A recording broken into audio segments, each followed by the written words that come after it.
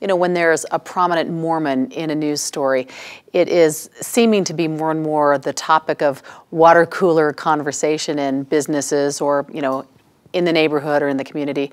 And sometimes Mormons have gone along and sort of just been in their neighborhoods and haven't had these questions asked of them, even if they're happy to talk about them. But when they are asked, some people are a little uncomfortable because they've just been happy living their religion quietly. What would you say to them?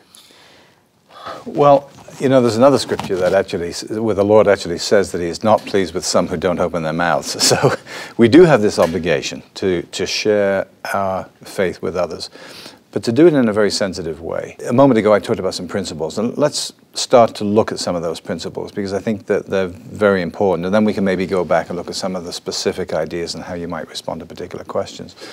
The most basic, I think, is for every person to be themselves. And by that I mean every Latter-day Saint has their own experience. And sometimes, I know from even talking to members of my extended family, the sense is, well, I don't necessarily know everything. You know, I might be asked a question I don't know, and there's this worry about whether or not they'll be able to reach deep down to what they remembered from seminary or whatever. And it's the wrong way to go about it. If you think about it from the other side, how many faithful Catholics, Presbyterians, Lutherans could hold forth on the details of their doctrine and all of their church history?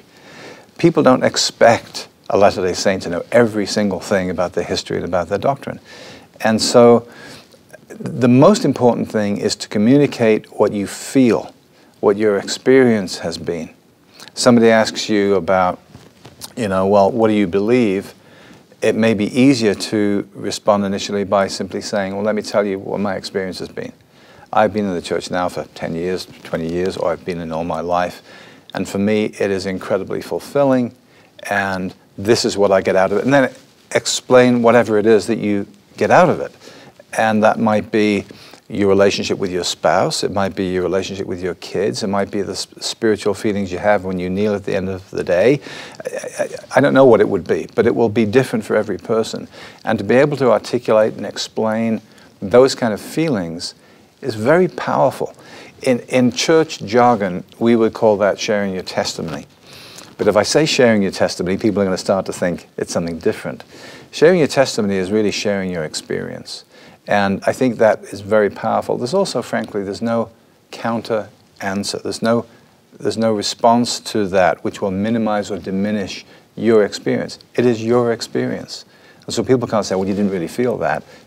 They will accept it on face value because it's what you're experiencing. So that's really the starting point, I think, is be yourself and just be very open and be very authentic. And it's like you say, no one expects you to know every little bit of minutia about your history or your doctrine, but there are places that you can go that can help you out. Oh, absolutely. Mormon.org is a tremendous resource, and it's designed especially for people who are not members of our faith. So, yes, certainly to say to somebody, you know what, why don't you check out Mormon.org? And then when you have questions, because you will have them, why don't you get back to me? That's a perfectly legitimate thing to do. You can also, of course, say, I will get back to you on that question. I'm really not sure about that. Let me check out that piece of history. I'm not quite sure. Let me get back to you on it. And of course, if the people you're speaking to are really interested, then you can always say, you know what, you should talk to a couple of our missionaries. You really should. So there are all kinds of ways to do, depending on their level of interest. Certainly if they're asking a casual conversation, you're not going to say, oh, well, you've got to talk to missionaries. But if there's a level of interest and a history of conversation with a person, you might well want to do that. So there's a lot of different ways to do it. You don't have to feel intimidated because you're expected to answer every single question.